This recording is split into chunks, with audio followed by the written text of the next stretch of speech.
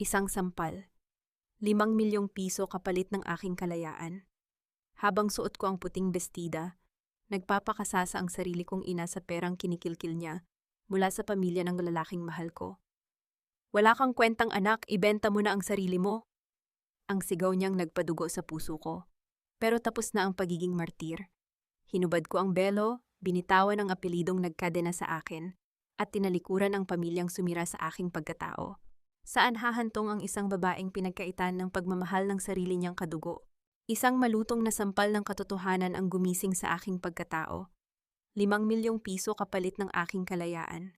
Habang suot ko ang purong puting bestida, walang pudor na nagpapakasasa ang sarili kong ina sa perang kinikilkil niya mula sa pamilya ng lalaking mahal ko.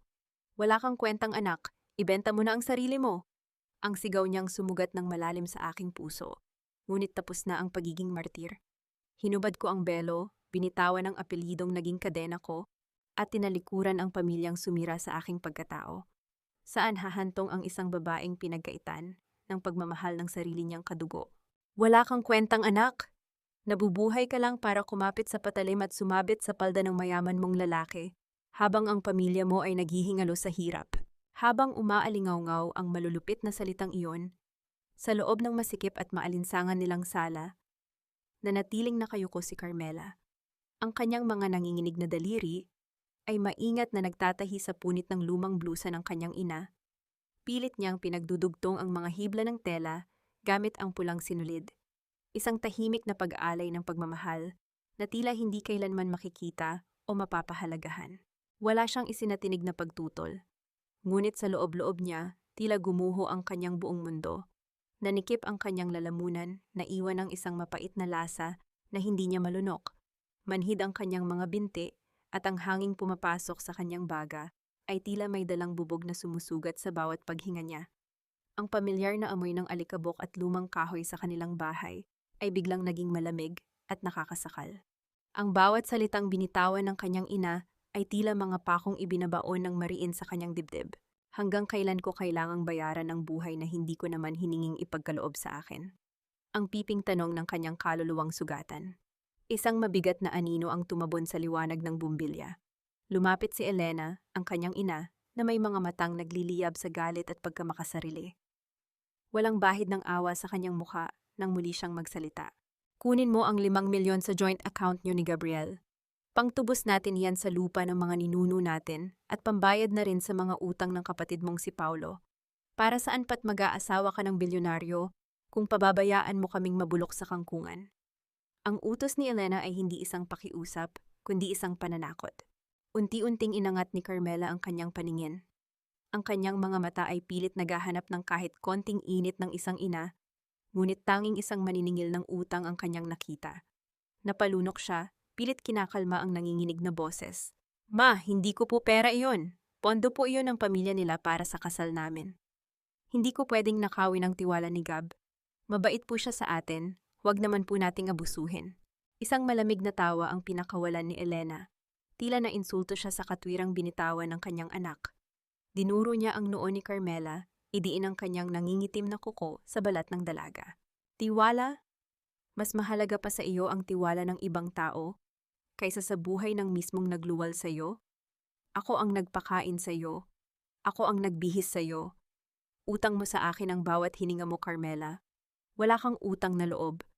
Kung hindi mo ilalabas ang perang iyan, isinusumpa ko sa ngalan ng Diyos na hindi ka magiging masaya sa kasal mo.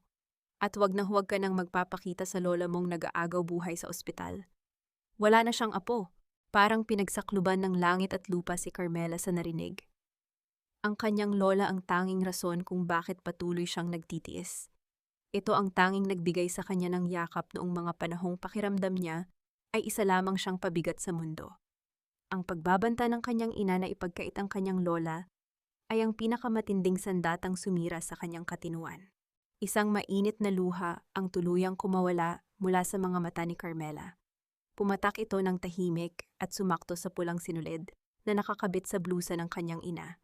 Sa takot na mag-iwan ito ng mantsa at mas lalong magalit si Elena, mabilis at marahas niyang pinunasan ng luha gamit ang likod ng kanyang nanginginig na kamay. Kahit sa sarili niyang pighati, ang inaalala pa rin niya ay ang kapakanan ng babaeng patuloy na sumasaksak sa kanyang puso. Dumampot ng isang matalim na gunting si Elena mula sa lamesa at padabog itong ibinato sa sahig. Tumama ang bakal sa kahoy, nag-iwan ng isang matalim na tunog na yumanig sa buong pagkatao ni Carmela. Mayroon kang 24 na oras, Carmela.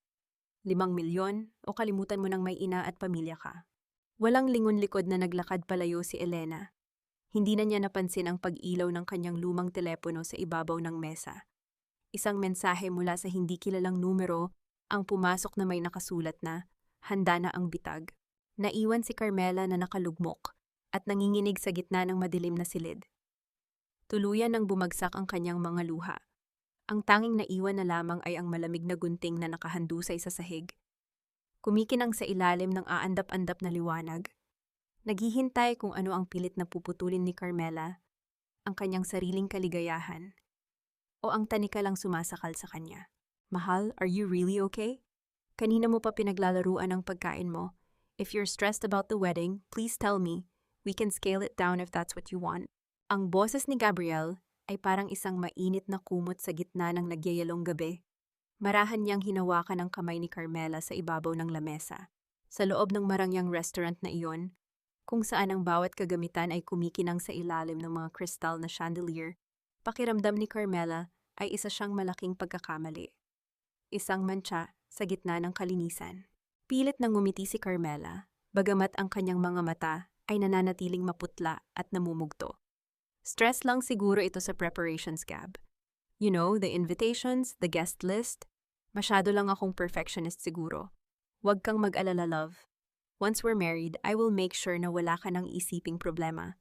My family will take care of everything. And I will take care of you. I promise, hinding-hindi kita hahayaang masaktan ng kahit sino. Ang bawat salita ni Gabriel ay tila isang haplos ng lunas. Ngunit sa bawat pangako nito, ay lalong bumabaon ang tinik ng konsensya sa dibdib ni Carmela. Ang kabutihan ng lalaking ito ang lalong nagpapahirap sa kanyang kalagayan. Paano niya magagawang pagtaksila ng tiwala ng taong tanging nagparamdam sa kanya na siya ay may halaga? Na hindi lamang siya isang kagamitan? Naramdaman ni Carmela ang bahagyang pag-vibrate ng telepono sa loob ng kanyang bag. Hindi na niya kailangang tingnan iyon para malaman kung sino ang nagpapadala ng mensahe. Ang bawat segundo na lumilipas ay tila isang hakbang papalapit sa bitayan na inihanda ng kanyang sariling ina. "Excuse me, Gab. Pupunta lang ako sandali sa restroom." Tumayo si Carmela, muntik nang mabuwal dahil sa panghihina ng kanyang mga tuhod. Nang makapasok siya sa loob ng malamig at tahimik na banyo, agad niyang isinandal ang kanyang likod sa pinto. Hiningal siya na tila galing sa isang mahabang takbuhan. Inilabas niya ang kanyang telepono, ang liwanag nito ay tila sumasugat sa kanyang mga mata. Binuksan niya ang mobile banking app, ang kanilang joint account ni Gabriel para sa pondo ng kasal. Doon, nakatambad ang mga numerong sapat na upang baguhin ang takbo ng buhay ng isang ordinaryong tao. 5 milyong piso. Isang pindot lang at mawawala ang galit ng kanyang ina. Isang pindot lang at magkakaroon siya ng karapatang makita muli ang kanyang lola. Ang kanyang hintuturo ay nanginginig na lumapit sa screen ng telepono. Naririnig niya ang mabilis na tibok ng kanyang sariling puso, na tila isang tambol na nagbababala ng paparating na sakuna. Nakikita niya ang kanyang sariling refleksyon sa salamin ng banyo. Isang babaeng nakasuot ng mamahaling damit, ngunit may kaluluwang duguan. Kung gagawin ko ito, mawawala ang lahat ng mayroon kami ni Gab. Pero kung hindi ko ito gagawin, mawawala sa akin ang huling pamilyang nagmamahal sa akin. Ang pawis ay namuo sa kanyang noo kahit na napakalamig ng aircon sa loob ng silid. Ang bawat hibla ng kanyang pagkatao ay nagdidigma. Ang kanyang katinuan ay unti-unting nilalamon ng takot at ng maling akala na ang pagsakripisyo sa kanyang sarili ang tanging paraan upang maging maayos ang lahat. Tila tumigil ang pag-ikot ng mundo nang dahan-dahang lumapat ang kanyang daliri sa malamig na ibabaw ng screen. Isang huling kumpirmasyon na lamang ang kailangan. Isang mensahe ang lumitaw na nagtatanong kung sigurado ba siya sa gagawing paglipat ng napakalaking halaga. Sa labas ng pinto, narinig niya ang mahinang katok ni Gabriel, puno ng pag-aalala. "Love, are you in there? You've been there for a while. Are you feeling sick?" Napapikit ng mariin si Carmela. Ang kanyang hininga ay naging mababaw at putol-putol. Ang kanyang daliri ay nakapako na sa tapat ng salitang confirm. Sa sandaling iyon, ang tanging maririnig ay ang ugong ng bentilador sa kisame, habang ang liwanag ng telepono ay unti-unting nagiging tanging saksi sa isang desisyong maaaring maging mitya ng kanyang tuluyang pagkagunaw. Hindi ko ito magagawa. Patawad ma, pero hindi ko kayang nakawin ang huling piraso ng aking dangal. Sa loob ng madilim na cubicle ng banyo, mabilis na binura ni Carmela ang lahat ng impormasyong itinipe niya sa kanyang telepono. Isinara niya ang application ng may panginginig sa kanyang buong katawan. Isang malalim na buntong hininga ang kumawala sa kanyang dibdib, na tila isang bilanggo na pansamantalang nakalaya sa hatol na kamatayan. Hindi niya kayang pagtaksilan ang lalaking nagbigay sa kanya ng tanging dahilan para maniwala sa pag-ibig. Matapos mag-ayos ng sarili at magkunwaring maayos ang lahat sa harap ni Gabriel, nagpaalam si Carmela na kailangan niyang dumaan sa kanilang bahay sa tambakan upang tignan ang kalagayan ng kanyang lola. Ang bawat hakbang niya palayo sa marangyang restaurant ay tila pagbaba mula sa isang magandang panaginip patungo sa isang bangungot na gising. Ang amoy ng maruming kanal at nabubulok na basura ang sumalubong sa kanya pagbaba niya ng tricycle. Sa dulo ng makitid na eskinita, nakatayo ang kanilang barong-barong na gawa sa pinagtagpi-tagping kahoy at kalawanging yero. Doon sa loob ng maliit at mainit na silid, nakahiga ang kanyang lola, ang tanging liwanag sa kanyang madilim na mundo. Lola, nandito na po ako. Ang mahinang bulong ni Carmela habang hinahaplos ang tuyot at kulubot na balat ng matanda. Ang kamay ng kanyang lola ay bahagyang gumalaw, pilit na kumakapit sa kanyang mga daliri bilang tugon sa kanyang presensya. Isang munting kislap ng pagkilala ang sumilay sa malabong mga mata ng matanda. Isang sapat na rason para kay Carmela na ipagpatuloy ang laban. Ngunit ang katahimikan ay biglang binuwag ng isang malakas na kalabog ng pinto. Pumasok si Paolo, ang kanyang MK na kapatid, na nangangamoy alak at may dalang yabang sa bawat galaw. "Oh, nandito na pala ang bida nating bride-to-be. Nasaan na ang pera?" sabi ni Mama. "Ngayong araw mo ilalabas ang 5 milyon. Gusto ko nang makuha ang kotseng tinitignan ko, nakakahiya sa mga tropa ko na naglalakad lang ako habang ang bayo ko ay bilyonaryo." Ang boses ni Paolo ay puno ng kapanghasan, na tila ba may karapatan siya sa bawat sentimong pinaghirapan ng kanyang kapatid. Kasunod niyang pumasok si Elena, ang kanilang ina, na may mga matang tila nanunuri. "Ella, ibinigay mo na ba? Sabik na ang kapatid mo. Isang investment din iyan para sa pamilya natin, para hindi tayo magmukhang pulubi sa harap ng mga ilustre." Dahan-dahang tumayo si Carmela. Hinarap niya ang 2 tao na dapat sana ay kanyang katuwang, ngunit naging kanyang mga kaaway. "Hindi ko po ibinigay ang pera, Ma. Paolo, hindi ko pwedeng kunin ang pera ni Gab para lang sa luho mo. Pinaghirapan iyon ng pamilya niya." "Ano?" Ang boses ni Paolo ay naging isang pasigaw na ungol. "Walang kwenta ka talaga. Akala mo ba kung sino ka na dahil ikakasal ka sa mayaman? Kapatid mo ako, obligasyon mo akong tulungan." Sa sobrang galit, marahas na itinulak ni Paolo si Carmela. Tumama ang likod ng dalaga sa gilid ng mesa, nag-iwan ng isang matinding hapdi na gumuhit sa kanyang balat. Ang mga gamit sa ibabaw ng mesa ay nagbagsakan, lumikha ng isang gulo sa sahig. Sa halip na tulungan o pagsabihan ng anak na lalaki, lumapit si Elena kay Carmela na may mukhang puno ng pagkamuhi. Isang marahas na paghampas ng palad ang dumapo sa pisngi ni Carmela, na naging sanhi ng pagkakalingon ng kanyang ulo. Ang init at hapdi ay agad na kumalat sa kanyang mukha, ngunit mas matindi ang hapdi sa kanyang puso. "Ang dumi ng ugali mo, Carmela. Mas inuna mo pa ang ibang tao kaysa sa sarili mong dugo. Ang laki ng sakripisyo ko para palakihin ka, tapos ganito lang ang igaganti mo. Napakadamot mo. Hindi ka karapat-dapat na maging bahagi ng pamilyang ito." Nagsimulang bumuhos ang malakas na ulan sa labas. Ang mga patak nito sa yero ay tila mga sigaw ng kalikasan. Kinaladkad ni Elena si Carmela patungo sa pintuan. Walang awang itinulak ng ina ang sariling anak palabas ng bahay, diretso sa putikan at sa ilalim ng malamig na ulan. "Huwag kang babalik dito hanggat wala kang dalang pera.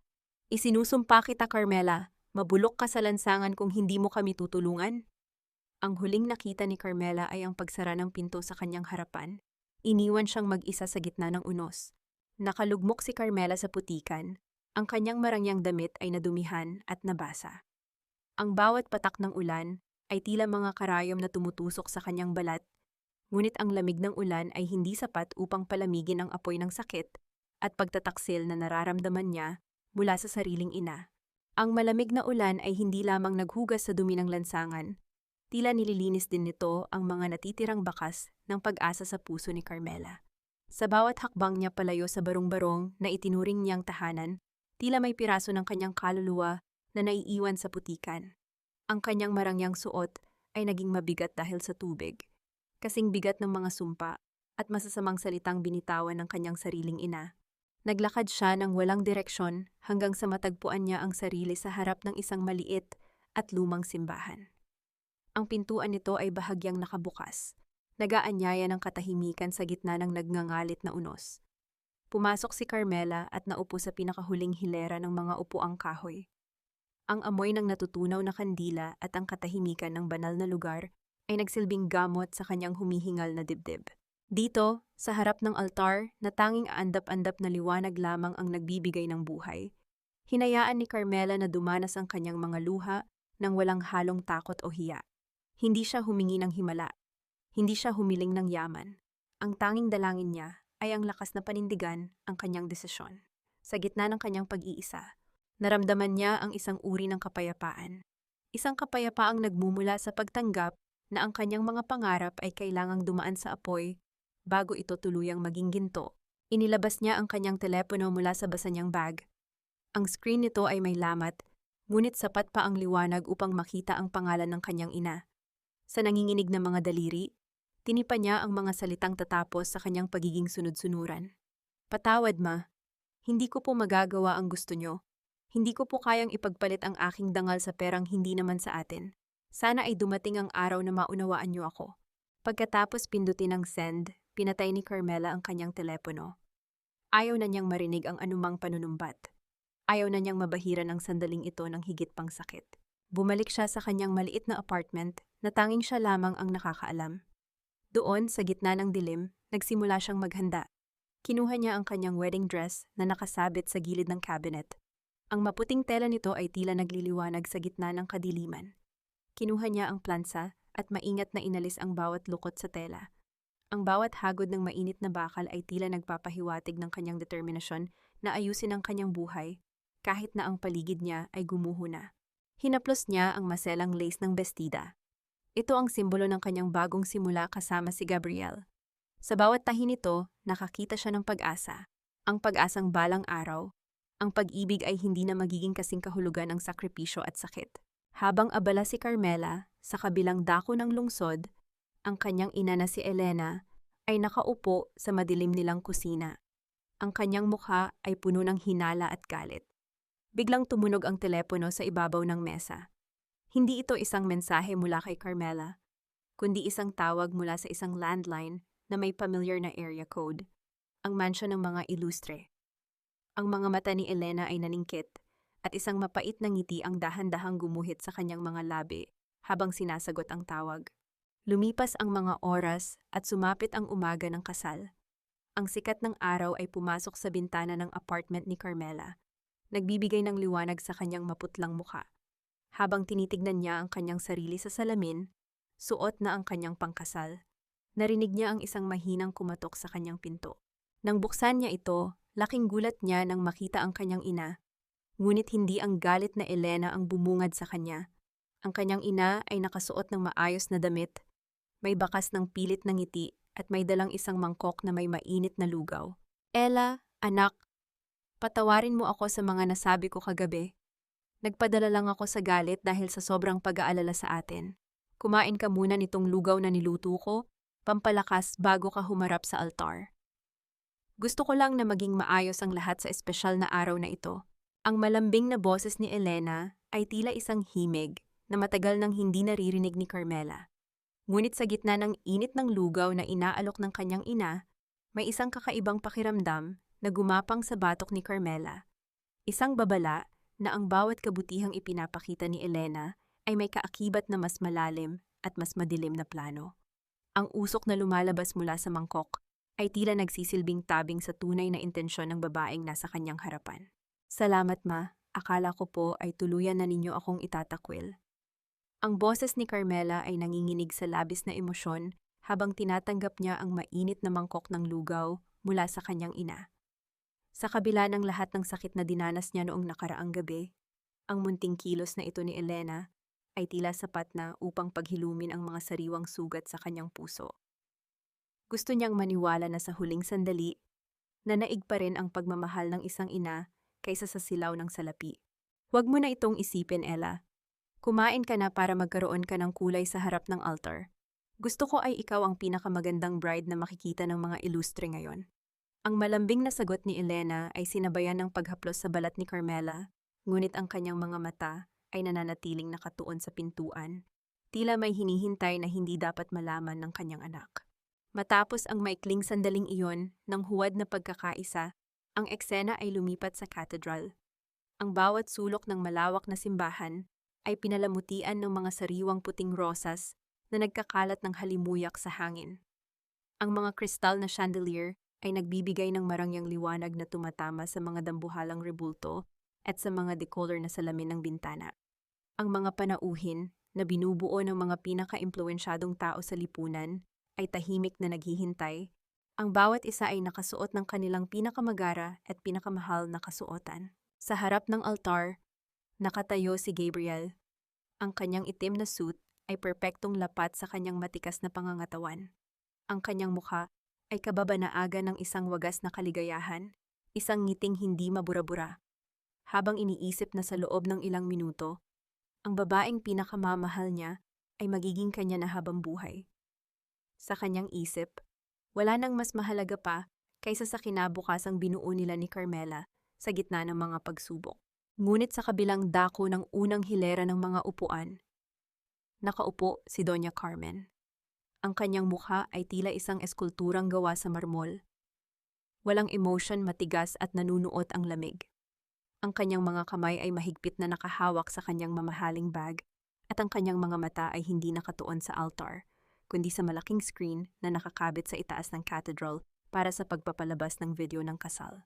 Ang kanyang katahimikan ay may dalang bigat na tila isang dambuhalang alon na handang lumunod sa buong cathedral. Biglang bumukas ang malaking pintuan ng katedral.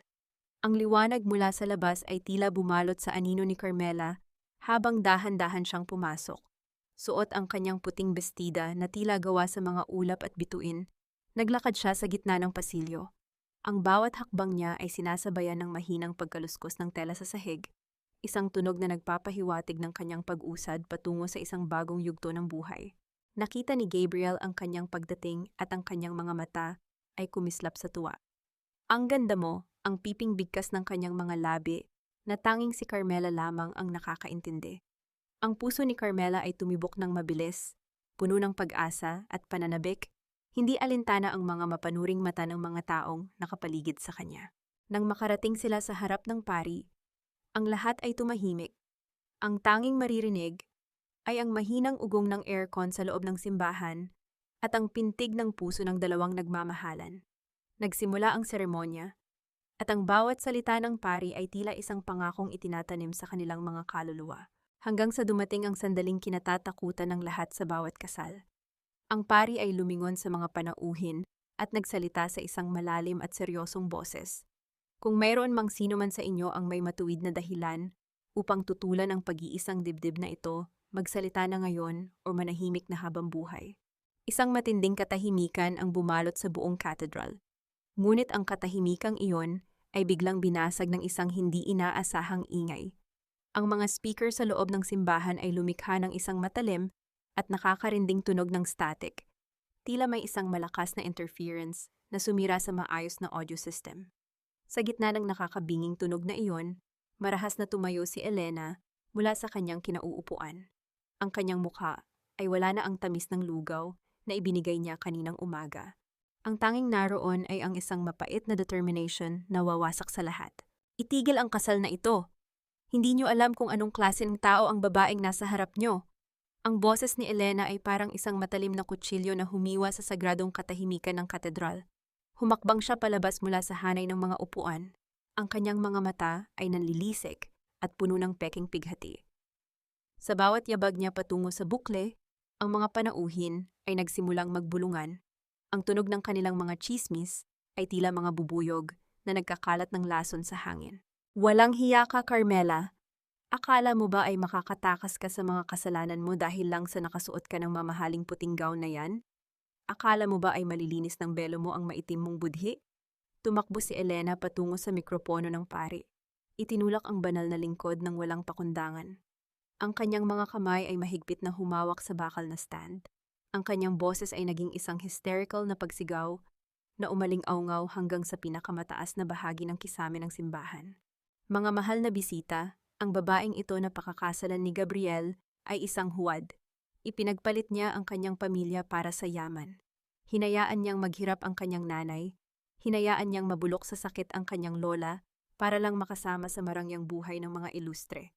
Tinanggihan niya kaming tulungan sa gitna ng aming pangangailangan dahil ayaw niyang mabawasan ang perang makukuha niya mula sa inyo. Napatulala si Carmela. Ang kanyang mundo ay tila huminto sa pag-ikot. Ang katedral na kanina ay puno ng liwanag ay biglang naging madilim at masikip. Naramdaman niya ang panlalamig ng kanyang mga dulo ng daliri. Ang bawat kataga ng kanyang ina ay tila isang malakas na sampal na paulit-ulit na dumadapo sa kanyang mukha. Gusto niyang sumigaw, gusto niyang ipaliwanag ang katotohanan, ngunit ang kanyang boses ay tila ibinaon sa ilalim ng lupa. Ang bawat laway na nilulunok niya ay parang asidong sumusunog sa kanyang lalamunan. Sinubukan ni Gabriel na lumapit at awatin si Elena. "Ma'am, please stop this. This is a sacred ceremony. Huwag niyo pong gawin ito kay Carmela." Ngunit bago pa man mahawakan ni Gabriel ang braso ng matanda, mabilis na humarang ang dalawang malalaking lalaki na nakasuot ng itim, mga bodyguard ni Doña Carmen. Hayaan niyo siyang magsalita. Ang boses ni Doña Carmen ay mahina lamang, ngunit sapat upang patahimikin ang lahat ng bulungan sa loob ng simbahan. Nanatili siyang nakaupo, tuwid ang likod, at ang kanyang mga mata ay nakapako kay Carmela na parang isang hukom na naghihintay ng huling hatol. Ang lamig sa kanyang mga mata ay sapat na upang magyelo ang dugo ng sinumang titingin sa kanya. Patuloy ang pag-atake ni Elena. "Hindi lang iyan, balak niyang nakawan ang pamilya niyo. Sinubukan niyang kumuha ng pera sa inyo bago pa man ang kasal. Isang linta ang babaeng ito. Isang traidor sa sariling dugo." Dahan-dahang lumubog ang balikat ni Carmela. Ang bouquet ng mga puting rosas na hawak niya ay unti-unting nadulas mula sa kanyang nanginginig na mga kamay. Bumagsak ang mga bulaklak sa sahig. Ang kanilang mga talulot ay nagkalat sa marmol na tiles. Ang isa sa mga bisita ay bahagyang lumapit at di sinasadyang natapakan ang mga rosas. Dinurog ang bango at ganda nito sa ilalim ng matigas na ginto nitong sapatos. Ang bawat pagdurog sa bulaklak ay tila pagdurog din sa natitirang pag-asa sa puso ni Carmela. Naramdaman ni Carmela ang mapanuring mga mata ng lahat ng tao sa loob ng katedral. Ang bawat tingin ay puno ng pandidiri, ng panghuhusga at ng kuryosidad. Pakiramdam niya ay hinuhubaran siya ng kanyang dangal sa harap ng buong mundo. At ang tanging taong gumagawa nito ay ang babaeng nagbigay sa kanya ng buhay. Tumindig si Doña Carmen mula sa kanyang upuan. Ang tunog ng kanyang mga takong sa sahig ay tila isang orasan na nagbibilang ng huling sandali ng kaligayahan ni Carmela. Humakbang siya patungo sa gitna ng pasilyo, kinuha ang mikropono mula kay Elena na may isang tingin ng matinding pagkamuhi. Ngunit ang tingin na iyon ay hindi nagtagal kay Elena, agad itong bumalik kay Carmela. Masyadong maingay ang mga salita, Elena. Pero sa mundong ito, ang tanging pinapakinggan ay ang mga ebidensya. Lumingon si Doña Carmen sa kanyang assistant at tumango ng bahagya. Ipakita ang totoo. Ipakita sa lahat kung ano ang halaga ng pamilyang ito. Kasabay ng kanyang utos, ang dambuhalang screen sa likod ng altar ay biglang nagbago mula sa slide ng mga litrato ni Gab at Carmela patungo sa isang madilim at magaspang na video footage.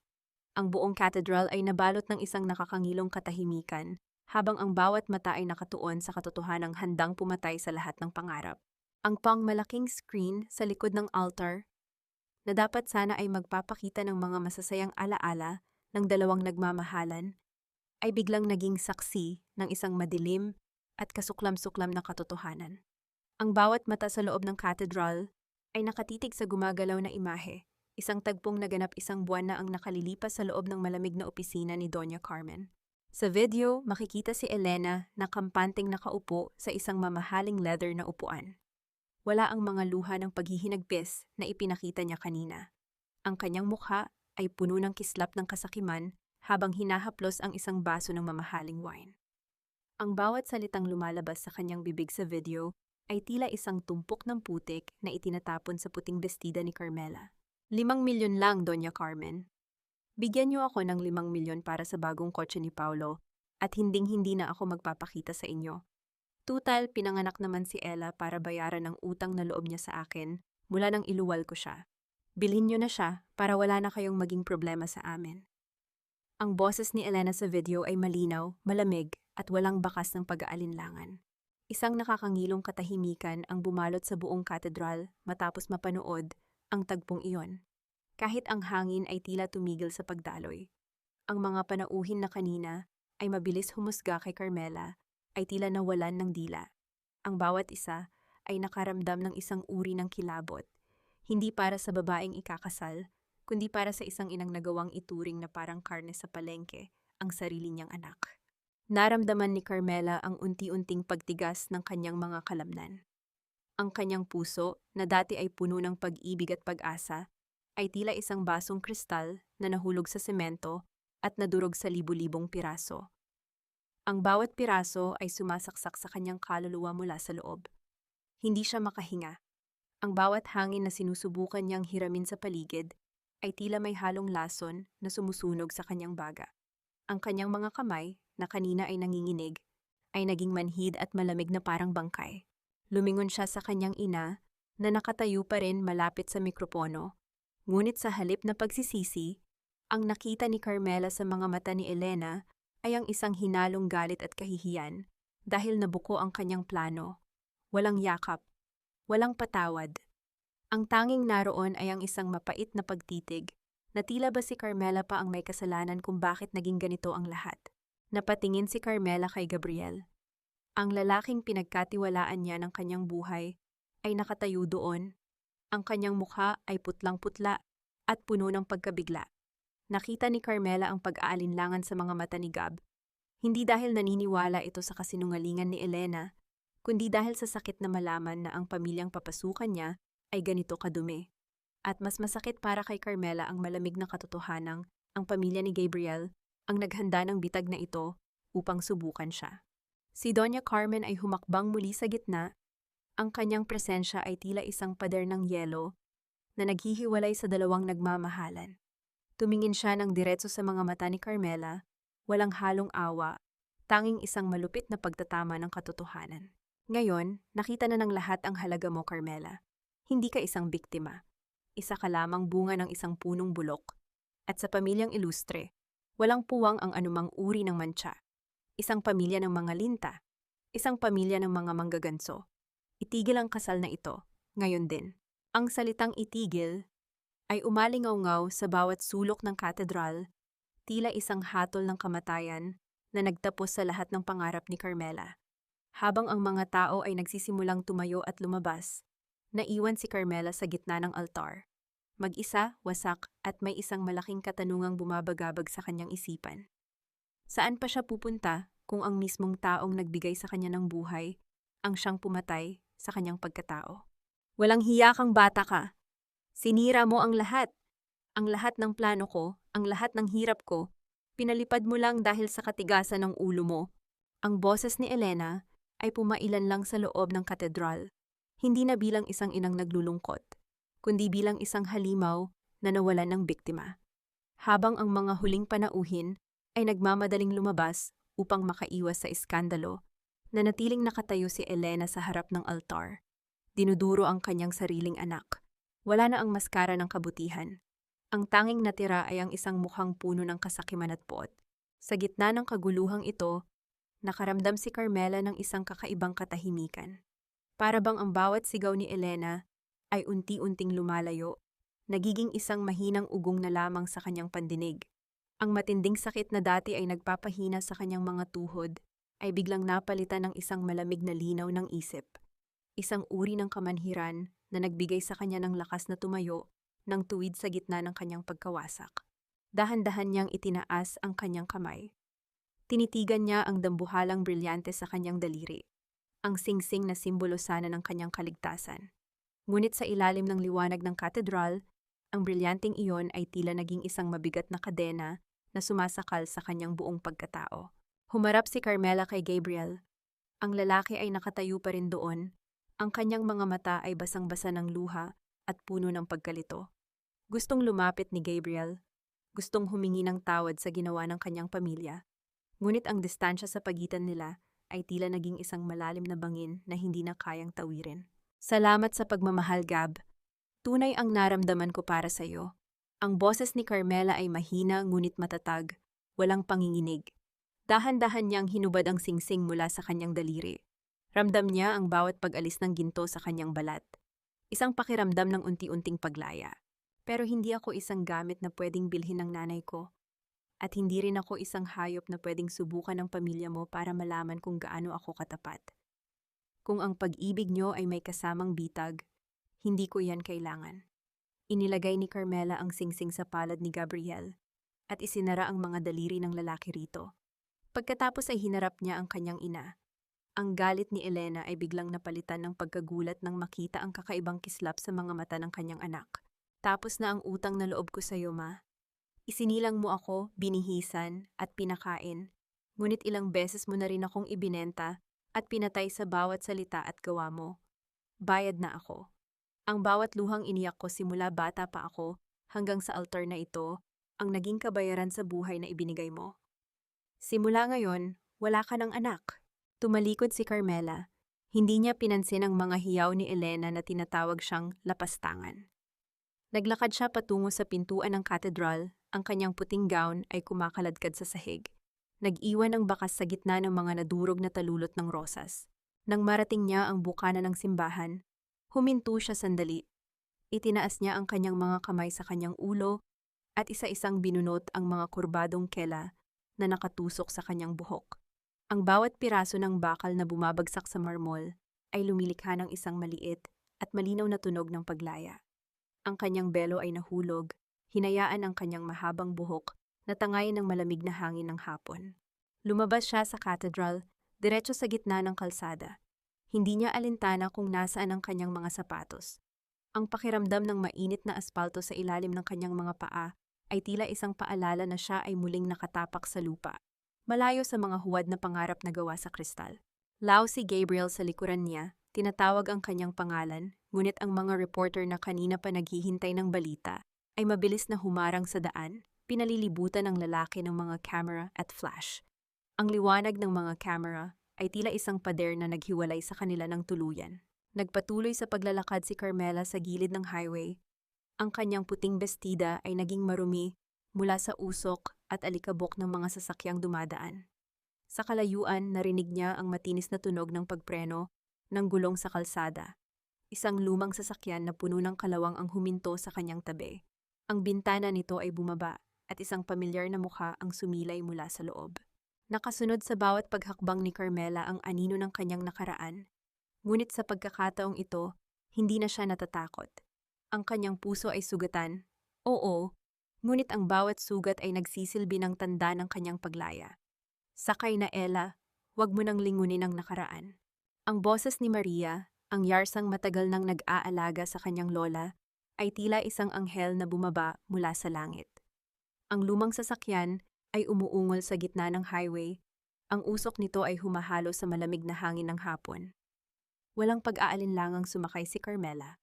Ang kanyang maruming puting gown ay sumabit sa gilid ng pintuan, ngunit hindi na niya ito pinansin. Sa bawat pag-ikot ng gulong palayo sa katedral, naramdaman niya ang unti-unting paggaan ng kanyang dibdib, na tila ba ang bawat kilometro ay naglalayo sa kanya sa isang buhay na puno ng pagkukunwari. Dinala siya ni Maria sa isang maliit at tahimik na bayan sa tabing dagat, malayo sa ingay at panghuhusga ng lungsod. Sa loob ng isang maliit na bahay na gawa sa kawayan, kinuha ni Carmela ang isang matalas na gunting. Walang pag-aalinlangan niyang ginupit ang kanyang mahabang buhok. Ang bawat hibla na bumabagsak sa sahig ay tila mga tanikalang isa-isang napuputol. Tumingin siya sa salamin at nakita ang isang bagong Carmela.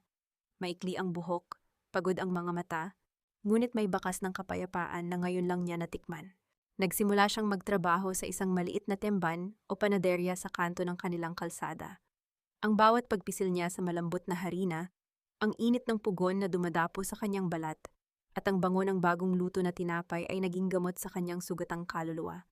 Ang bawat patak ng pawis na pumapatak mula sa kanyang noo ay tila naguhugas sa mga alaala ng hapdi at kahihiyan. Ang katahimikan ng madaling araw habang inihahanda niya ang mga tinapay ang naging tanging sandali kung saan hindi niya naririnig ang boses ng kanyang ina na nagmumura. Samantala, sa loob ng marangyang mansyon ng mga ilustre, isang bagyo ang kasalukuyang nagngangalit. Binagsak ni Gabriel ang kanyang mga gamit sa sahig. Ang tunog ng pagkabasag ng mga kristal na dekorasyon ay umalingaw-ngaw sa buong bahay. Hinarap niya ang kanyang ina, si Doña Carmen, na nakaupo pa rin ng tuwid at tila walang pagsisisi sa kanyang mga mata. Paano niyo nagawa iyon, ma? Alam kong sakim ang pamilya niya, pero si Carmela ay walang kinalaman doon. Sinira niyo ang buhay ng babaeng tanging nagmahal sa akin, nang totoo dahil lang sa inyong mapanuring mata. Ang boses ni Gabriel ay nanginginig sa galit. Ang kanyang mga kamao ay nakakuyom hanggang sa mamuti ang kanyang mga buko-buko. Ipinagtatanggol ko lang ang pangalan natin, Gabriel. Isang basura ang pamilyang pinagmulan niya at ang basurang iyon ay hihila sa iyo pababa, ang malamig na sagot ni Doña Carmen habang humihigop ng tsaa. Kung ang kayamanang ito ang dahilan kung bakit naging bato ang puso niyo, ayaw ko na rito. Isinuko ni Gabriel ang kanyang mga credit card, ang susi ng kanyang mamahaling sasakyan, at ang posisyon niya sa kumpanya. Lumakad siya palabas ng mansyon nang walang dalang anuman kundi ang damit na suot niya at ang matinding pagnanais na mahanap ang babaeng nawala sa kanya dahil sa kasakiman ng iba. Lumipas ang mga linggo. Isang gabi, habang nag-aayos ng mga huling paninda si Carmela sa loob ng tiemban, narinig niya ang mahinang pagtulo ng ulan sa labas. Ang lamig ng gabi ay dahan-dahang gumagapang sa loob ng tindahan. Biglang may narinig siyang marahang katok sa pinto. Isang tunog na nagpahinto sa kanyang ginagawa. Nang buksan niya ang pinto, tila tumigil ang pagtibok ng kanyang puso. Doon sa ilalim ng malakas na ulan, nakatayo si Gabriel. Wala na ang kislap ng isang bilyonaryo. Ang kanyang mamahaling suit ay basang-basa at may bahid ng dumi, ang kanyang buhok ay nakadikit sa kanyang noo at ang kanyang mga mata ay puno ng pagod at pagsisisi. Wala siyang dalang sasakyan, wala siyang dalang yaman, tanging ang kanyang sarili na nanginginig sa lamig. Carmela, hindi ako pumarito para bilhin ka muli. Pumarito ako dahil wala na akong kahit ano, maliban sa pag-asang mapatawad mo ako. Ang boses ni Gabriel ay halos malunod sa tunog ng ulan, ngunit ang bawat salita ay malinaw na bumaon sa puso ni Carmela. Habang pinagmamasdan niya ang lalaking iniwan ng lahat para sa kanya, naramdaman niya ang isang pamilyar na init na muling naglalagablab sa kanyang dibdib, isang init na hindi nagmumula sa pugon, kundi sa isang pag-ibig na handang magsakripisyo. Habang nananahan ang kapayapaan sa maliit na bayan kung nasaan si Carmela, isang madilim na ulap naman ang tuluyang lumamon sa buhay na iniwan niya sa lungsod. Sa loob ng maruming apartment na dati ay puno ng mga hiyaw ng pag-uutos ni Elena. Ang tanging maririnig na lamang ay ang mabibigat na yabag ng mga sapatos sa labas ng pinto. Wala na ang mga mamahaling gamit na ipinundar ni Elena mula sa pawis ni Carmela. Ang bawat sulok ng bahay ay tila nanunumbat sa kawalan. Nakaupo si Elena sa sahig. Ang kanyang mga mata ay malalim at puno ng takot. Sa tapat niya, ang kanyang paboritong anak na si Paulo ay hindi mapakali. Pabalik-balik ang lakad habang pilit na binubuksan ang isang walang lamang pitaka. Ma, nasaan na ang pera? Sabi mo ayos na ang lahat. Hinahabol na ako ng mga pinagkakautangan ko sa sugal. Sabi nila, kung hindi ako makakabayad ngayong araw, kukunin nila ang mga daliri ko. Ang boses ni Paulo ay nanginginig sa takot. Malayo sa mapang-aping kapatid na nakilala ni Carmela. Paano tayo magkakapera, Paulo? Sinira ng ate mo ang lahat. Wala tayong nakuha sa mga ilustre dahil sa katarayan ng matandang Carmen na iyon. Ang sagot ni Elena ay puno pa rin ng paninisi. Hindi matanggap na ang sarili niyang kasakiman ang nagdala sa kanila sa hukay. Biglang niyanig ang kanilang pintuan ng isang malakas na serye ng mga hampas. Ang kahoy na pinto ay tila bibigay na sa bigat ng puwersa mula sa labas.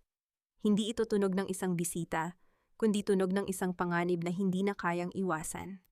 Paulo, buksan mo ito. Alam naming nandyan ka. Huwag mong hintayin na kami pa ang gumawa ng paraan para makapasok. Ang boses mula sa labas ay malalim at puno ng banta. Sa halip na harapin ang problema o protektahan ang kanyang ina, mabilis na tumingin si Paulo sa maliit na bintana sa likod ng kusina. Walang sabi-sabi, kinuha niya ang kanyang jacket at nagsimulang umakyat. Paulo, saan ka pupunta? Huwag mo akong iwan dito. Ang pagsamo ni Elena ay tila hangin lamang na dumaan sa pandinig ng kanyang anak. Patawad ma, kailangan kong iligtas ang sarili ko. Kayang-kaya mo na yan, matanda ka na. Sa isang iglap, tumalon si Paulo at mabilis na naglaho sa madidilim na eskinita, iniwan ang kanyang ina sa gitna ng kapahamakan. Nang tuluyang mawasak ang pintuan at pumasok ang mga lalaking naniningil, wala silang nakitang kahit anong mahalagang bagay.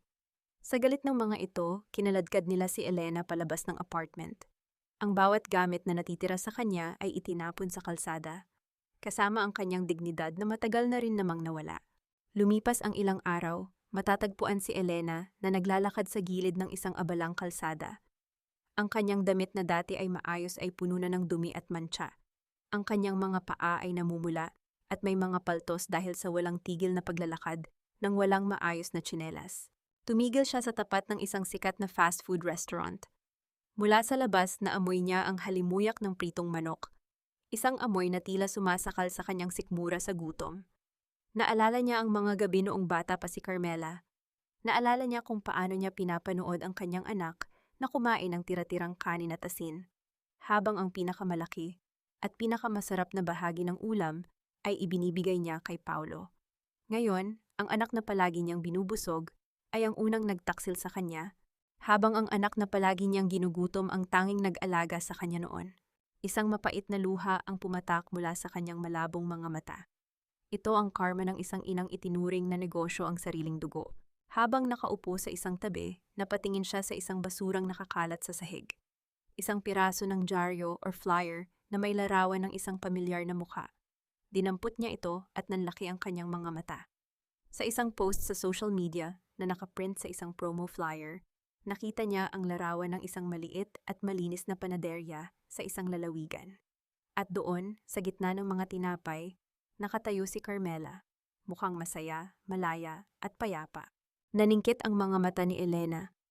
Ang pagsisising naramdaman niya kanina ay mabilis na napalitan ng isang madilim na determinasyon. Hindi siya papayag na ang anak na itinuring niyang puhunan ay namumuhay ng masagana habang siya ay nagdurusa sa putikan. Sa kabilang panig ng kalsada, isang anino ng isang tao ang nakatayo, tahimik na nagmamasid sa bawat galaw ni Elena.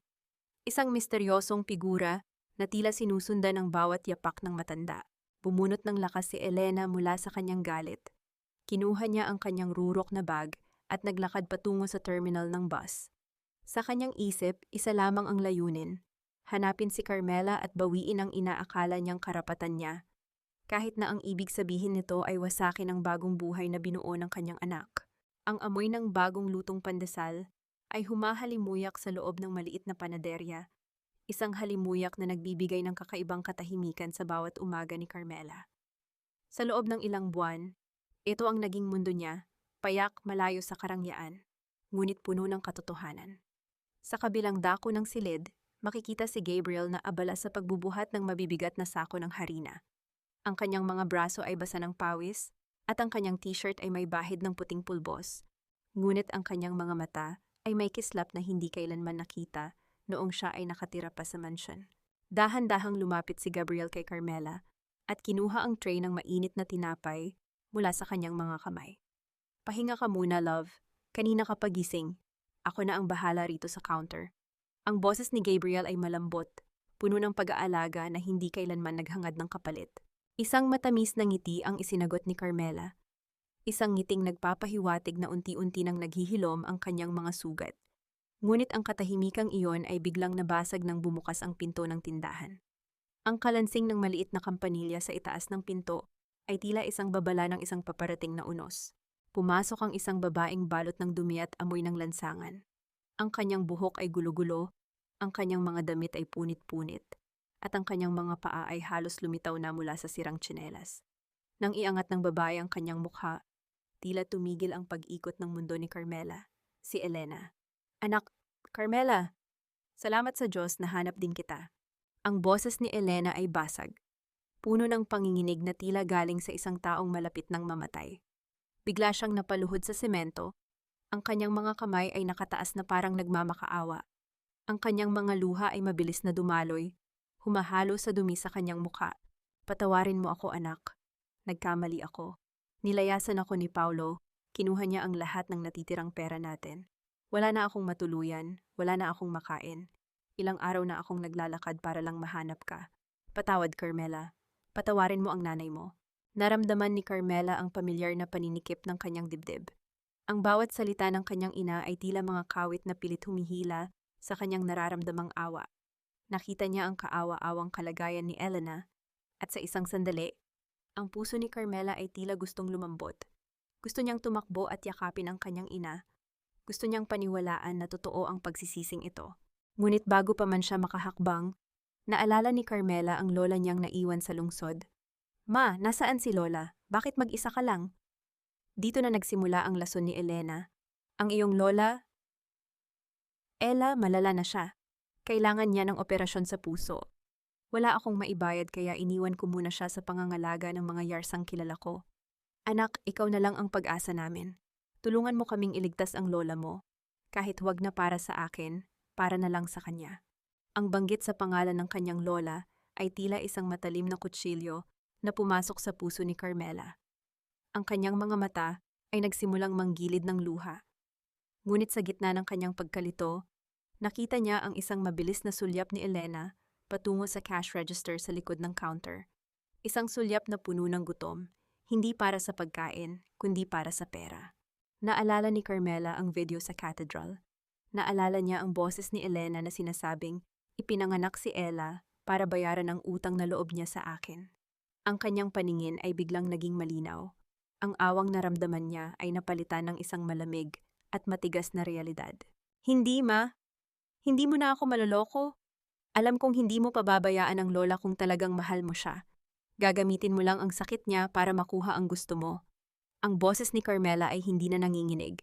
Ito ay puno ng isang uri ng lakas na nakuha niya mula sa kanyang sariling pagkawasak. Nang makita ni Elena na hindi gumagana ang kanyang drama, ang kanyang mukha ay biglang nagbago. Ang mga luha ay natuyo at ang kanyang mga mata ay naningkit sa galit. Tumayo siya ng mabilis at sumugod patungo kay Carmela. Ang kanyang mga kuko ay tila mga kalmot na handang manakit.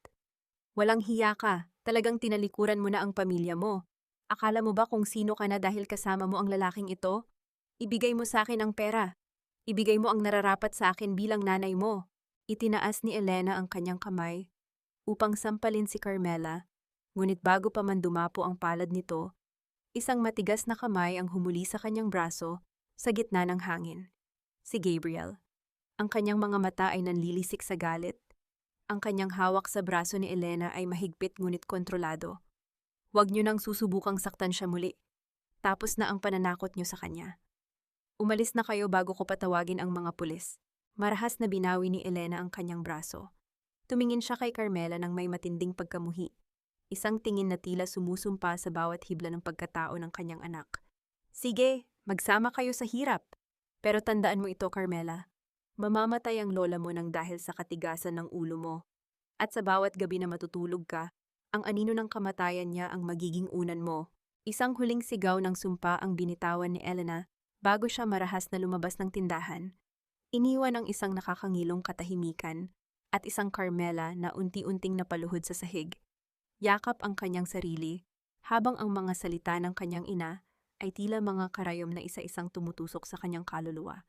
Matapos ang marahas na pag-alis ni Elena, nanatiling nakaupo si Carmela sa sahig ng panaderya. Yakap ang kanyang mga binti, habang ang bawat hininga niya ay tila isang pagsusumamo para sa hangin. Ang mga salita ng kanyang ina, ang mga sumpa tungkol sa kanyang lola, ay tila mga itim na usok na bumabalot sa kanyang isipan, pilit siyang nilulunod sa sisisi. Dahan-dahang lumapit si Gabriel. Hindi siya nagsalita. Alam niyang sa sandaling ito, ang mga salita ay walang saysay. Naupo siya sa tabi ni Carmela at marahang ipinatong ang ulo ng dalaga sa kanyang balikat. Naramdaman ni Carmela ang init ng katawan ni Gabriel, ang amoy ng harina at pawis na ngayon ay naging simbolo ng kaligtasan para sa kanya.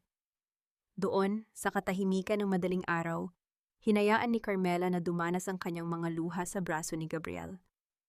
Hinaplos ni Gabriel ang buhok ng dalaga, isang tahimik na pangako na hinding-hindi niya ito bibitawan, anuman ang mangyari.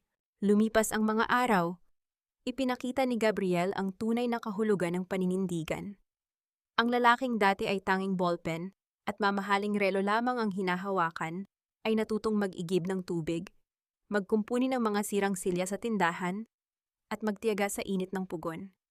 Ang kanyang mga kamay ay nagkaroon ng mga kalyo, ang kanyang balat ay bahagyang nangitim sa ilalim ng sikat ng araw, ngunit ang kanyang mga mata ay mas maliwanag kaysa noong siya ay nakatira pa sa mansyon. Isang hapon, pagkatapos ng mahabang oras ng pagtatrabaho, kinuha ni Gabriel ang kanyang unang sahod mula sa may-ari ng panaderya.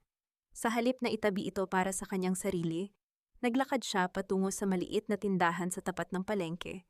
Pagbalik niya, may dala siyang isang maliit at simpleng keptok or hair clip na may hugis ng isang maliit na puting bulaklak. Mura lang ito, Ella.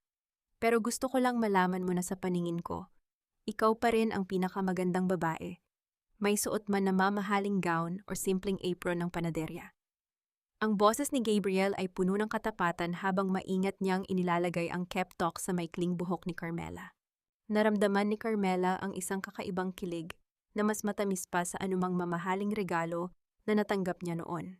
Sa maliit na keptok na iyon, nakita niya ang isang kinabukasan na hindi nakabase sa laki ng bank account, kundi sa lalim ng pagkakaunawaan. Isang matamis na ngiti ang sumilay sa kanyang mga labi, at sa isang pagkakataon, ang takot sa kanyang puso ay bahagyang napalitan ng pag-asa. Ngunit ang kapayapaang iyon ay muling nanganib. Sa labas ng tindahan, isang itim at makintab na sasakyan ang dahan-dahang huminto sa kanto. Ang marangyang sasakyan ay tila isang dayuhan sa gitna ng mga tricycle at karito ng gulay. Walang lumalabas sa sasakyan, ngunit ang madidilim na bintana nito ay tila mga matang nagmamasid sa bawat galaw ng dalawa sa loob ng panaderya. Biglang tumunog ang maliit na kampanilya sa itaas ng pinto ng tindahan. Hudyat ng pagpasok ng isang panauhin. Ang bawat hakbang ng pumasok ay tila may dalang awtoridad na nagpatahimik sa ingay ng paligid. Ang amoy ng mamahaling pabango ay biglang humalo sa bango ng tinapay. Isang amoy na nagpapatindig sa balahibo ni Carmela. Nang iangat nila ang kanilang tingin, tumambad sa kanila si Doña Carmen. Nakasuot siya ng isang elegante at puting suit. Ang kanyang mga mata ay nananatiling kasing lamig ng yelo habang tinitignan ang kanyang anak na lalaki. Naluma ang suot at may bahid ng harina sa mukha. So dito ka na pala nagtatrabaho ngayon, Gabriel? Isang tagahalo ng harina para sa isang babaeng walang maidudulot sa iyo kundi kahihiyan? Nanatiling nakalapag ang maputing papel sa ibabaw ng counter. Isang piraso ng papel na tila nagliliyab sa gitna ng mga bakas ng harina at asukal. Tinitigan ito ni Carmela ng matagal, hindi dahil sa pagkasilaw sa halagang maaari niyang makuha, kundi dahil sa lungkot na nararamdaman niya para sa babaeng nasa kanyang harapan. Para kay Doña Carmen, ang lahat ng bagay sa mundo ay may katumbas na presyo, pati na ang tibok ng puso ng sarili niyang anak. Dahan-dahang iniangat ni Carmela ang kanyang paningin. Wala na ang takot na dati ay nagpapayuko sa kanya sa tuwing kaharap ang matapobreng Donya. Sa halip na galit, isang banayad na ngiti ang sumilay sa kanyang mga labi. Isang ngiti ng isang taong nakahanap na ng kayamanang hindi kailanman kayang maibigay ng bangko. Doña Carmen, ang halaga ko po ay hindi masusukat ng kahit anong tseke. Kahit gaano pa karaming zero ang ilagay niyo dyan. At si Gabriel, hindi po siya isang bagay na pag-aari niyo na pwede niyo lang bawiin kung kailan niyo gusto. Tao po siya, may sariling puso, at hindi po iyon nabibili. Gamit ang kanyang dalawang daliri, dahan-dahang itinulak ni Carmela ang tseke pabalik sa direksyon ng matanda. Ang paggalaw ng papel sa ibabaw ng kahoy na counter ay tila isang malakas na sampal sa pagkatao ni Doña Carmen. Nanlaki ang mga mata ng matanda. Hindi makapaniwala na may isang taong galing sa putikan ang maglalakas loob na tanggihan ang kapangyarihan ng kanyang salapi. Huwag kang magmalinis, Carmela. Alam nating lahat kung anong klaseng pamilya ang pinagmulan mo. Gutom kayo sa pera. Huwag mong sabihin sa akin na mas pipiliin mo ang magmasa ng harina habang buhay kaysa sa marangyang buhay na inaalok ko sa iyo. Ang boses ni Doña Carmen ay nanginginig sa inis. Ang kanyang mukha ay namumula sa ilalim ng kanyang mamahalin na makeup. Humarap si Gabriel sa kanyang ina. Ang kanyang mga kamay ay mahigpit na nakahawak sa gilid ng lamesa. Ma, please, stop insulting the woman I love. Masaya ako rito. Sa unang pagkakataon sa buhay ko, naramdaman ko na may silbi ako, na hindi lang ako isang display sa kumpanya nyo. Carmela showed me that I can be more than just an illustre. Tila hindi narinig ni Doña Carmen ang kanyang anak. Ang kanyang buong atensyon ay nakatuon pa rin sa mapanuring tingin kay Carmela. Ngunit bago pa siya muling makapagsalita, lumapit si Carmela kay Gabriel. Kumuha siya ng isang malinis na bimpo at marahang pinunasan ang mantsa ng harina sa pisngi ng lalaki. Ang bawat haplos niya ay puno ng pag-aaruga, isang tahimik na pagpapakita ng pagmamay-ari na hindi nakabase sa titulo, kundi sa wagas na pag-ibig. Tumingin si Carmela ng diretso sa mga mata ni Doña Carmen habang hinahaplos ang mukha ni Gabriel. Maaaring wala po kaming mansyon, Doña Carmen. Maaaring dito lang kami sa maliit na panaderyang ito, pero dito po, payapa kami. Dito po, mahal namin ang isa't isa nang walang kondisyon. Kung yan po ang tinatawag niyang kahihiyan, mas pipiliin ko na po itong habang buhay. Natigilan si Doña Carmen. Sa loob ng maraming taon ng kanyang pamumuno, sa kanilang pamilya at kumpanya, ngayon lang siya nakakita ng ganitong uri ng katatagan mula sa isang taong inaakala niyang madaling durugin. Ang kanyang pagiging mapagmataas ay tila unt-unting ninitnit sa harap ng katotohanang binitawan ni Carmela. Nakita niya sa mga mata ng dalaga ang isang bagay na matagal na niyang kinalimutan, ang tunay na dignidad. Biglang bumukas ng marahas ang pinto ng panaderya. Ang kalansing ng kampanilya ay tila isang hiyaw ng babala.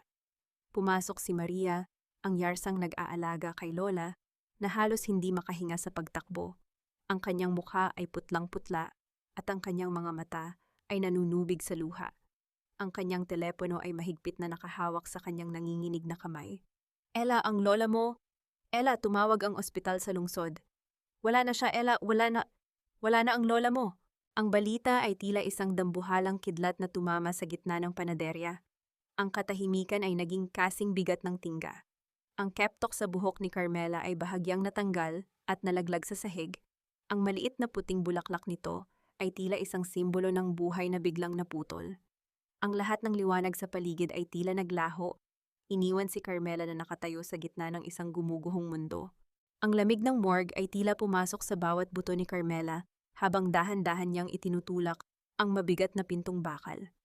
Ang amoy ng gamot at kamatayan ay sumalubong sa kanya, isang amoy na kailanman ay hindi niya makakalimutan. Doon sa gitna ng silid na nababalot ng maputing liwanag, nakahiga ang katawan ng kanyang lola. Ang mukha ng matanda ay payapa, malayo sa hirap at sakit na dinanas nito sa kamay ng sarili nitong anak. Gumuho si Carmela sa gilid ng higaan. Ang kanyang mga kamay ay nanginginig habang hinahawakan ang malamig na balat ng matanda. Lola, patawad dahil wala ako sa tabi mo nung huling sandali. Ang bawat salita ni Carmela ay tila isang pagsusumamo na nagmumula sa pinakamalalalim na bahagi ng kanyang kaluluwa. Sa likod niya, nakatayo si Gabriel. Ang kanyang kamay ay nakapatong sa balikat ng dalaga. Nagsisilbing tanging angkla sa gitna ng nagngangalit na dagat ng pighati. Ngunit ang katahimikan ng pagdadalamhati ay marahas na binasag ng pagpasok ng isang tao. Pumasok si Elena na tila isang nagluluksang byuda. Suot ang itim na damit at may hawak na panyo sa kanyang mga mata. Ngunit ang kanyang pag-iyak ay tila isang huwad na kanta, walang tunay na hapti, tanging ingay lamang para makuha ang atensyon ng lahat. Ikaw ang pumatay sa kanya, Carmela. Ang sigaw ni Elena ay umalingaw-ngaw sa loob ng morgue, tila isang lason na kumakalat sa hangin. Kung hindi ka umalis, kung hindi ka naging makasarili at sumama sa lalaking iyon, hindi sana hihina ang loob ng lola mo. Pinatay mo siya dahil sa katigasan ng ulo mo. Dahan-dahang tumayo si Carmela. Hinarap niya ang kanyang ina. Ang kanyang mga mata ay rasyo-rasyo ng luha, ngunit ang kanyang tingin ay matalim at walang takot. Ngunit bago pa man makapagsalita si Carmela, isang lalaking nakasuot ng puting Amerikana, ang doktor ni Lola, ang humakbang sa pagitan nila. Ang kanyang mukha ay puno ng seryosong ekspresyon at may hawak siyang isang medical chart. Mawalang galang na po, ma'am, pero kailangan nating maging tapat sa katotohanan. Ang boses ng doktor ay mahinahon, ngunit may dalang bigat ng awtoridad. Ipinakita ng record na namatay ang pasyente dahil sa komplikasyon ng itigil ang kanyang pangunahing gamot at ang life support. At ayon sa aming mga nurse, kayo po, Ma'am Elena, ang nag-utos na tanggalin ang lahat ng ito dahil sabi nyo ay wala na kayong pambayad at gusto nyo nang tapusin ang gastusin. Tila tumigil ang pag-ikot ng mundo ni Elena. Ang kanyang mukha ay biglang namutla at ang kanyang panyo ay nalaglag sa sahig. Ang mga kapitbahay at ilang mga saksi na nakikinig sa labas ay nagsimulang magbulungan. Ang kanilang mga tingin ay puno ng pandidiri para sa isang anak na nagawang isakripisyo ang buhay ng sariling ina para lamang sa pera. Hindi lang iyan, Ma'am Elena. Dagdag ni Gabriel habang humahakbang papalapit. Buwan-buwan akong nagpapadala ng pondo para sa maintenance ni Lola. Pinapupunta ko ang assistant ko para ibigay ang pera sa inyo. Pero ngayon ko lang nalaman na kailanman ay hindi nakarating ang perang iyon sa ospital. Saan niyo dinala ang perang para sa gamot ni Lola? Ang bawat kataga ni Gabriel ay tila isang pako na ibinabaon sa kabaong ni Elena. Ang katotohanan ay tuluyan ng lumabas. Nag-umpisa ng magkagulo sa labas ng morgue. Ang mga tao ay nagsimulang magsisigaw. Tinatawag si Elena na walang puso at halimaw. Sa sandaling iyon, 2 pulis ang pumasok sa loob ng silid. Ang tunog ng mga posas na inilabas mula sa kanilang sinturon ay tila isang huling hatol. Lena Macaraeg, isinasama ka namin sa presinto para sa investigasyon ng abandonment at negligence na nagresulta sa pagkamatay ng pasyente. May karapatan kang manahimik. Nang maramdaman ni Elena ang lamig ng bakal sa kanyang mga pulso, nagsimula siyang magmakaawa. Carmela, anak, tulungan mo ako, hindi ko sinasadya. Ginawa ko lang yun dahil kailangan natin ng pera. Patawarin mo ako, anak. Tumingin si Carmela sa kanyang ina sa huling pagkakataon. Ang kanyang mga mata ay walang galit, tanging isang malalim at malamig na kawalan. Hindi siya nagsalita. Hindi siya kumilos. Dahan-dahan siyang tumalikod. Tinalikuran ang babaeng kailanman ay hindi itinuring ang kanyang halaga. Bago tuluyang ilabas si Elena, lumapit si Carmela sa katawan ng kanyang lola. Kinuha niya ang simpleng puting keptok mula sa kanyang sariling buhok, ang regalo ni Gabriel, at maingat itong itinampok sa ibabaw ng dibdib ng matanda, sa tapat ng puso nito. Doon, Lola, malaya ka na rin sa dusa. Kasama mo na ang kapayapaan na kailanman ay hindi na nila makukuha sa atin. Ang pintuan ng police car sa labas ay narinig na nagsara ng may malakas na tunog, hudyat ng pagkawala ni Elena sa buhay ni Carmela. Tumingala si Carmela sa langit na nagsisimula ng magliwanag pagkatapos ng mahabang gabi. Isang malalim na hininga ang pinakawalan niya, ang bawat bitaw ng hangin, ay tila pag-alis ng lahat ng pasakit na dinala niya sa loob ng maraming taon. Ang simoy ng hangin sa itaas ng burol ay hindi na kasing lamig ng mga nagdaang gabi. Wala na ang hapdi na tila humihiwa sa balat. Sa halip ay isang banayad na haplos na tila nagpapatawad sa lahat ng mga sugat ng nakaraan. Nakatayo si Carmela sa gilid ng bangin, nakatanaw sa malawak na dagat na unti-unting kinukulayan ng ginto ng sumisikat na araw. Sa unang pagkakataon sa loob ng maraming taon, naramdaman niya ang tunay na bigat ng kanyang sariling pagkatao. Isang bigat na hindi galing sa kadena, kundi sa kalayaang lumipad. Narinig niya ang mahihinang yabag ng mga paa sa tuyong damo sa kanyang likuran. Hindi na niya kailangang lumingon para malaman kung sino ito. Ang tibok ng kanyang puso ay sapat na upang kilalanin ang presensya ng lalaking nanatili sa tabi niya nang ang buong mundo ay tumalikod. Naramdaman niya ang mainit na bisig ni Gabriel na pumalibot sa kanyang baywang at ang pagpatong ng baba nito sa kanyang balikat. Ang ganda ng umaga, love. Parang ang layo na natin sa cathedral, ang boses ni Gabriel ay puno ng kapayapaan, malayo sa galit at pait ng mga nakaraang linggo. Tumingin si Carmela sa kanyang mga kamay na may mga bakas pa rin ng pagtatrabaho sa panaderya. Wala na ang singsing na nagkakahalaga ng milyon-milyon, ngunit ang pakiramdam ng kamay ni Gabriel na nakahawak sa kanya ay mas mahalaga pa sa anumang hiyas. Hindi na tayo babalik sa dilim, Gab. Bayad na ang lahat. Malaya na ako at malaya na rin tayo. Isang itim na sasakyan ang huminto sa paanan ng burol, malayo sa kinaroroonan nila. Isang lalaking nakasuot ng uniforme ng isang driver ang lumabas at lumapit sa kanila. May dala itong isang puting sobre na may selyo ng Pamilya Ilustre. Ibinigay ito ng driver kay Carmela nang may paggalang at agad ding umalis. Binuksan ni Carmela ang sobre. Sa loob ay may isang sulat kamay na mensahe mula kay Doña Carmen. Wala nang mga checking blanco, wala nang mga banta. Tanging mga salita ng isang inang natutong tumanggap ng pagkatalo sa harap ng tunay na pag-ibig. Carmela, mali ako. Akala ko ay kayang bilhin ng pera ang lahat, pati na ang kaligayahan ng anak ko. Sa pagtanggi mo sa tseke ko at sa paninindigan mo sa dangal mo, ipinakita mo sa akin na mas mayaman ka kaysa sa akin. Hindi ko hihilingin na patawarin mo ako agad. Pero hayaan niyo sanang maging simula ito ng paggalang.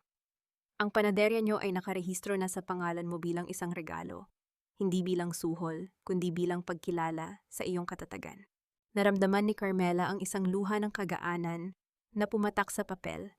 Ang pagtanggap ni Doña Carmen ay ang huling piraso ng puzzle na bumuo sa kanyang bagong buhay. Tumingin siya kay Gabriel na nakangiti rin habang binabasa ang sulat. Dahan-dahang lumuhod si Gabriel sa harap ni Carmela, sa gitna ng mga damong sumasayaw sa hangin. Walang brilyante sa kanyang kamay, taming isang maliit na ligaw na bulaklak na kakapitas lang niya sa paligid. Carmela makaraeg, hindi na kita susubukan. Hindi na kita bibilhin. Hahayaan lang kitang maging ikaw, habang ako ay nasa tabi mo, magmamasa ng harina at bubuo ng pangarap kasama mo. Pakakasal ka ba sa akin, sa pagkakataong ito, nang walang ibang saksi kundi ang langit at ang dagat? Isang malakas na tawa ng kagalakan ang kumawala sa mga labi ni Carmela. Isang tunog na matagal nang hindi narinig sa kanyang buhay. Kinuha niya ang bulaklak at niyakap ng mahigpit si Gabriel. Oo, Gab. Kahit anong mangyari, oo. Habang naglalakad sila pababa ng burol, ang liwanag ng araw ay tuluyan ng sumikat. Tinataboy ang bawat anino ng gabi. Sa ibaba, ang pintuan ng kanilang panaderya, na may karatula na Ella at Gabs, ay dahan-dahang bumubukas, handang tumanggap ng mga bagong mamimili at maghatid ng bango ng bagong buhay. Ang bawat hakbang nila sa tuyong damo ay tila isang bagong himig, isang kanta ng pag-asa na hindi na kailanman mabubura ng anumang unos. Sa dulo ng pasilyo ng kanilang buhay, wala nang mga matang mapanghusga, tanging ang bawat isa at ang matamis na lasa ng kalayaan. 3 taon na ang nakalilipas mula nang hubarin ko ang nakakasakal na belo ng aking nakaraan. Sa paglipas ng panahon, ang mga sugat na dati ay nagpapasinghap sa akin sa gabi ay naging mga pekas na lamang ng isang matagumpay na laban. Sa loob ng malawak at maliwanag na panaderya na ngayon ay dinarayo na sa buong probinsya, ang amoy ng bagong lutong pandesal at kape ay humahalimuyak sa bawat sulok. Nakatayo si Carmela sa likod ng counter, suot ang kanyang apron na may tatak na Ella at Gab's Bakery. Walang mamahaling alahas sa kanyang katawan, ngunit ang kislap ng kanyang mga mata ay mas manining kaysa sa anumang brilyante. Sa kanyang gilid, binuhat ni Gabriel ang kanilang 2 taong gulang na anak na babae, si Sofia, na humahalakhak habang pilit na kinukuha ang sombrero ng kanyang ama. Ang bawat halakhak ng bata ay tila isang awitin na nagpapatunay na ang silid na ito ay puno ng pag-ibig na kailanman ay hindi masusukat ng salapi.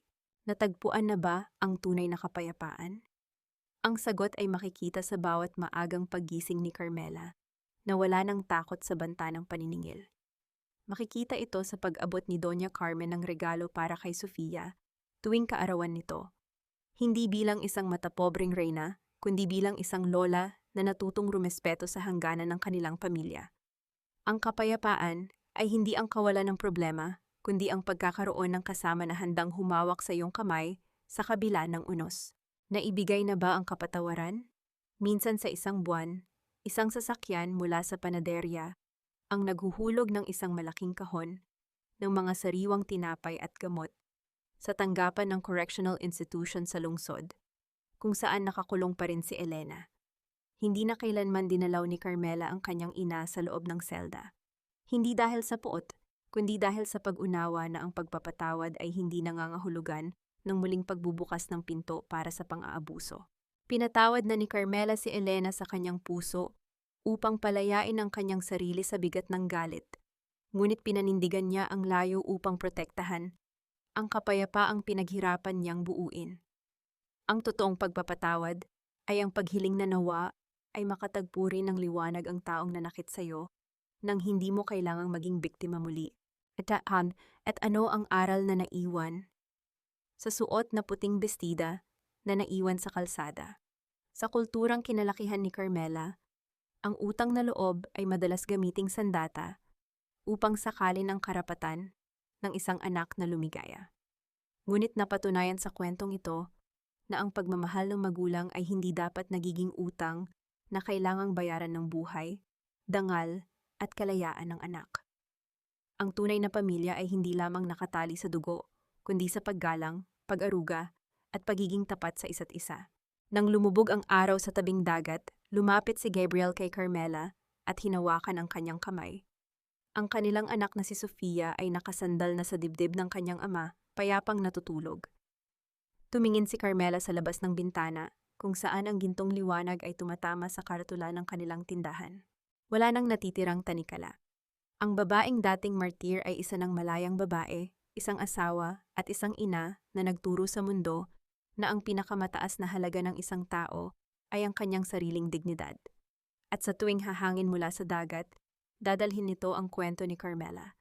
Isang paalala na sa kabila ng pinakamadilim na gabi, palaging may umagang naghihintay para sa mga tapang na pumili sa kanilang sarili.